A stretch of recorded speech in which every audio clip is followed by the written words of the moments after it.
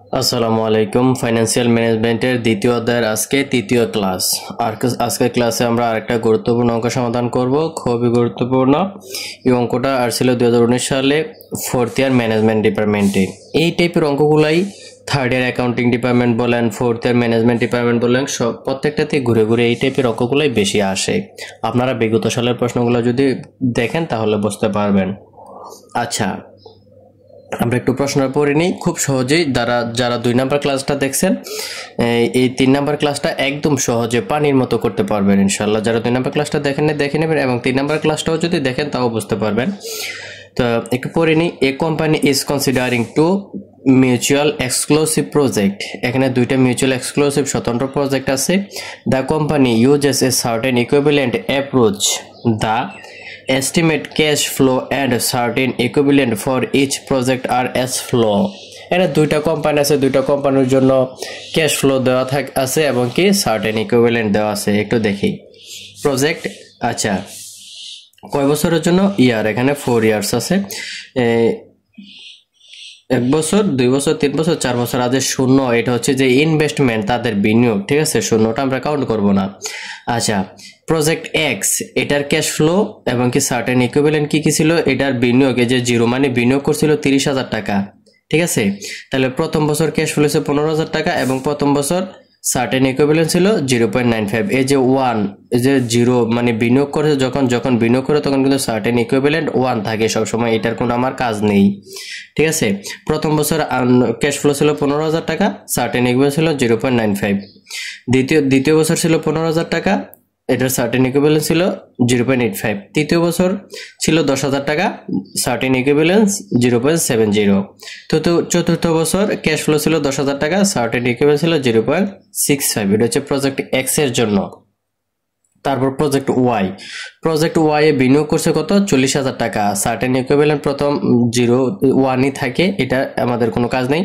তো project Y A প্রথম বছর ক্যাশ ফ্লো হয়েছে 25,000 টাকা, সার্টেন ইকুইভ্যালেন্ট ছিল 0.90। দ্বিতীয় বছর ক্যাশ ফ্লো হয়েছে 20,000 টাকা, সার্টেন ইকুইভ্যালেন্ট ছিল 0.80। তৃতীয় বছর ক্যাশ ফ্লো ছিল 15,000 টাকা, সার্টেন ইকুইভ্যালেন্ট ছিল 0.70।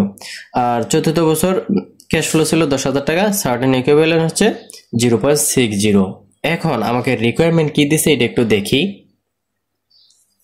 রিকোয়ারমেন্ট বলছে which project should be accepted. এই যে দুইটা প্রজেক্ট এক্স এবং কি প্রজেক্ট ওয়াই, এই দুইটার মধ্যে আপনি কোনটা গ্রহণ করবেন, মানে কোনটা রাখবেন, কোনটা আপনি রাখতে চাচ্ছেন।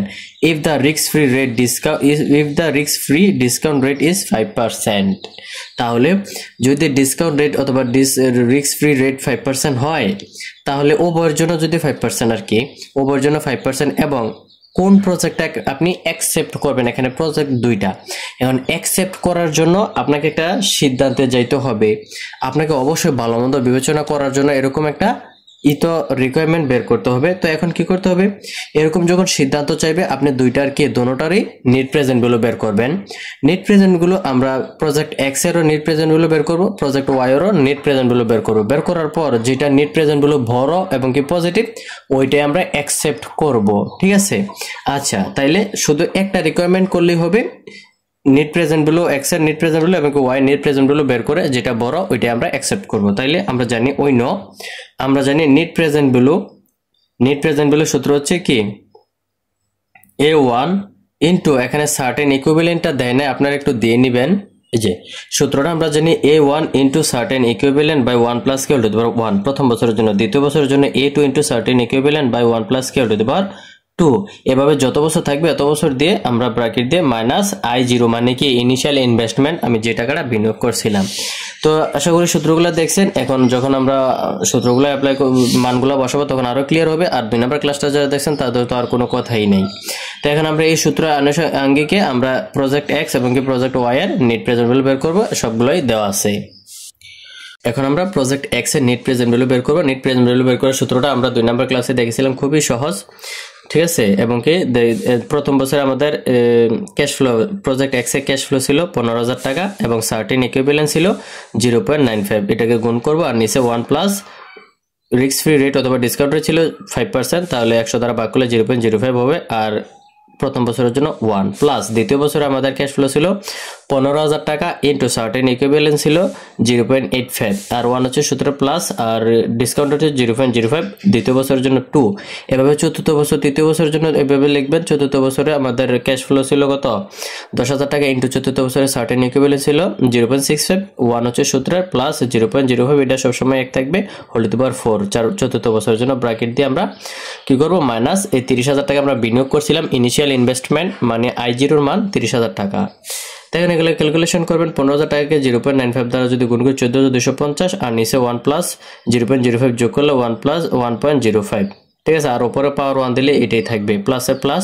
15,000 টাকাকে যদি 0.85 দ্বারা গুণ করে আসবে 12,750 আর নিচে 1 প্লাস 0.05 যোগ করে পাওয়ার 2 দিলে বা পাওয়ার 2 দিলে আসবে কত পাওয়ার 2 দিলে একটা ভ্যালু আসবে যেমন এখানে পাওয়ারটা কিন্তু দেখাই নাই জাস্ট 1 এর সাথে 0.05 যোগ করার পর 1.05 আছে হোল টু পাওয়ার 2 এই হোল টু পাওয়ার 2 চাপলে একটা ভ্যালু আসবে এই ভ্যালুটার দ্বারা যদি আপনি 12,750 কে ভাগ করেন 11,565 এভাবে সবগুলোকে ভাগ করে ক্যালকুলেশন করে ভাগ করবেন ভাগ করার পর বসানোর পরে মাইনাসে মাইনাস 30,000 এর 30,000 এখন সবগুলা যোগ আছে যোগগুলা সবগুলা যোগ করলে এই যে এই চতুর্থ বছরের জন্য 4টা 4 বছরের জন্য 4টা যোগ করলে আসবে 36,531 আর আমি বিনিয়োগ করছিলাম 30,000 টাকা 30,000 টাকা বাদ দিলে থাকে আমার কি 6,531 পজিটিভ ফিগার যেহেতু ভালো ঠিক আছে ভালো এখন দুইটাই ভালো থাকবে তবে যেটা বেশি নিট প্রেজেন্ট ভ্যালু আসবে ওইটা আমরা রাখবো এখন আমরা প্রজেক্ট এক্স এর কি নিট প্রেজেন্ট ভ্যালু পেলাম 6,531 এখন প্রজেক্ট ওয়াই এর নিট প্রেজেন্ট ভ্যালু আমরা বের করব এই যে প্রজেক্ট ওয়াই এর জন্য সেম সূত্র অ্যাপ্লাই করবেন সেম ভাবে আপনারা ক্যালকুলেশন করবেন নিট প্রেজেন্ট ভ্যালু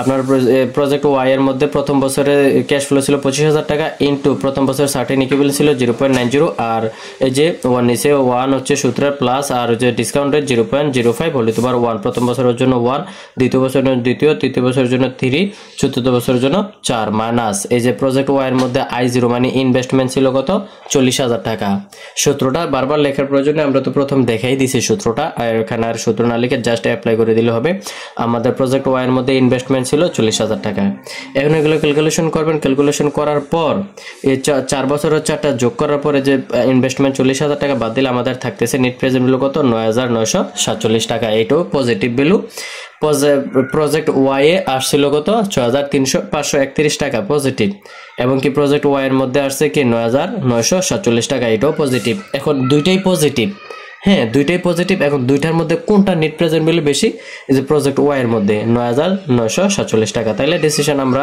সিদ্ধান্ত নিয়ে নিই the company should be accepted why because it has higher net present value এটা আপনারা কমেন্টে এভাবে লিখতে পারেন যে decision the company should expect the company should accepted project why because it's net present value is higher এভাবেও লিখতে পারেন এখন এটা হলো আপনাদের এভাবে করবেন আর যদি সাপোজ মনে করেন যে এখানে দুইটা নেট প্রেজেন্ট ভ্যালুর মধ্যে কোনো একটা যদি নেগেটিভ আসতো আর যদি কোনো একটা পজিটিভ আসতো তাহলে যেটা পজিটিভ আসতো ওইটাই আপনি অ্যাকসেপ্ট করতেন যেহেতু এখানে দুইটাই পজিটিভ এবং পজিটিভের মধ্যে যেটা বেশি বড় ওইটা আমরা অ্যাকসেপ্ট করব আশা করি বুঝতে পারছেন ক্লাসটা খুবই ইজি প্রশ্নগুলো খুবই গুরুত্বপূর্ণ